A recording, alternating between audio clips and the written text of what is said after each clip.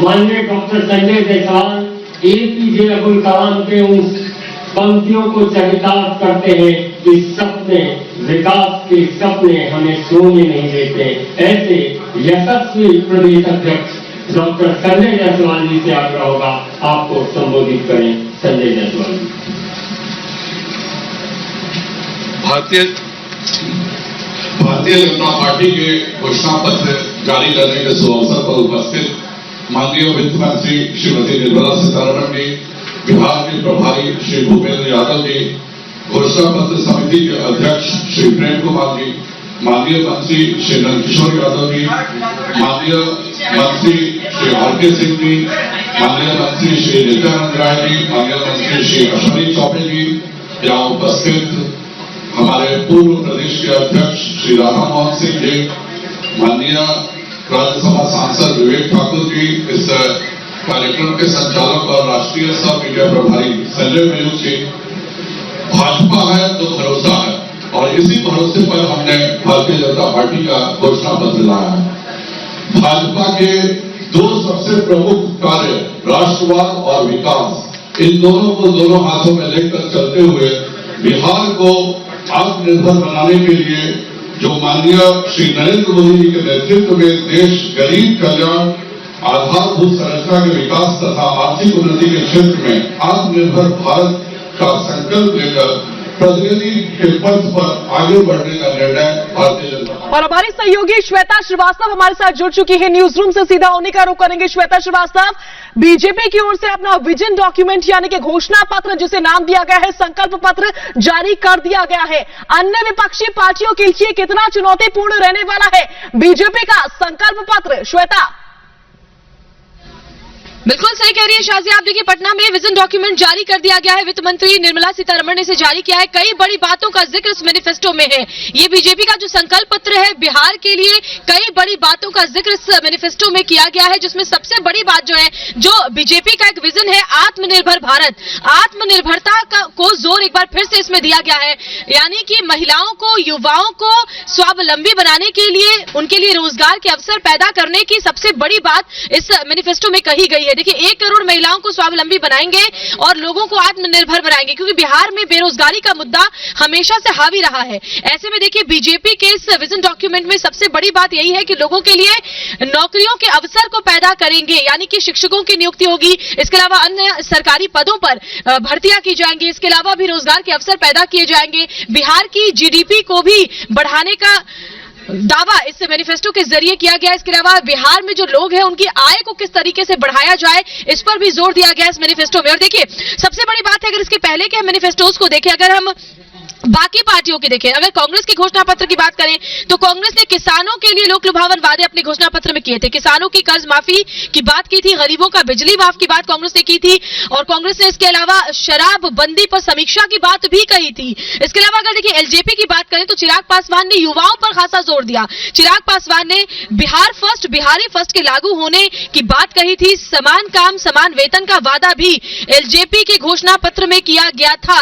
और इसके अलावा अगर आरजेडी के घोषणा पत्र की बात करें तो वहां भी नौजवानों को रोजगार देने की बात कही गई थी। पहली कैबिनेट में 10 लाख नौजवानों को रोजगार दिया जाएगा। परीक्षा के लिए भरे जाने वाले आवेदन फॉर्म पर फीस के भी माफ करने की बात कही गई थी। आरजेडी के घोषणा पत्र में पलायन रोकने के लिए भी काम करने की बात कही गई थी। तो देखिए, ये तमाम दावे किए गए थे, लेकिन बीजेपी ने सभी को आत्मनिर्भर बनाने की बात इस मैनिफेस्टो में कही है।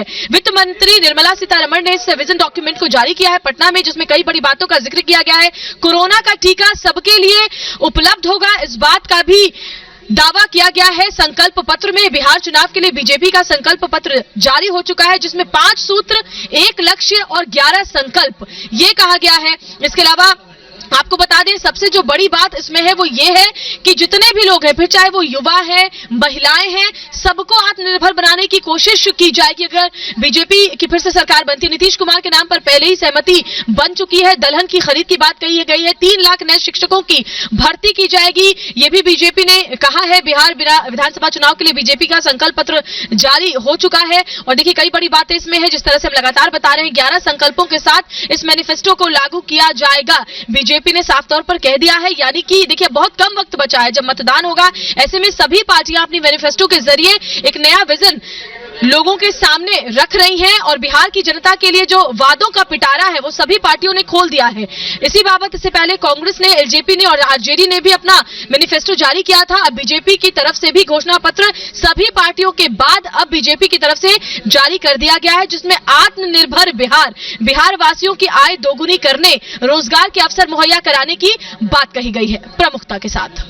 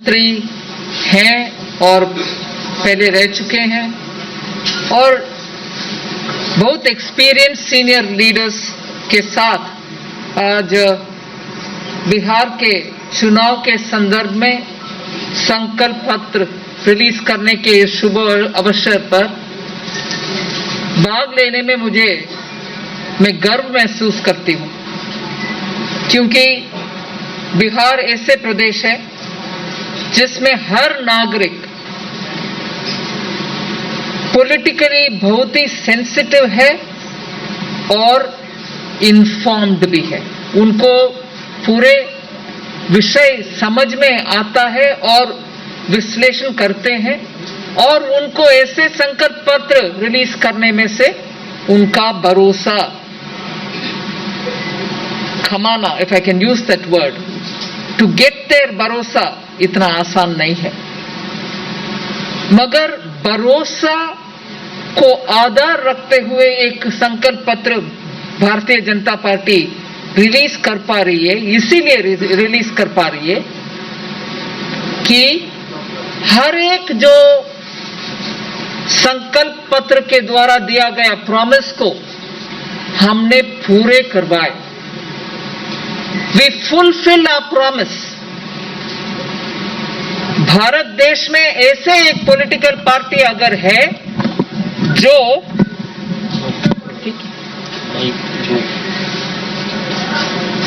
उनके संकल्प पत्र के ऊपर अगर कोई भी प्रश्न पूछताछ करेगा तो भरोसे के साथ जवाब दे सकते हैं, ऐसे एक पार्टी है तो वो भारतीय जनता पार्टी है।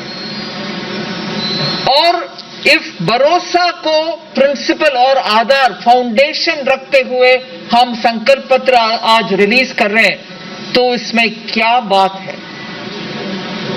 बात यही है कि हमें कॉन्फिडेंस है, हमारे अपने आप के ऊपर कॉन्फिडेंस है कि हम डिलीवर कर पाएंगे, प्रॉमिस को फुलफिल कर पाएंगे।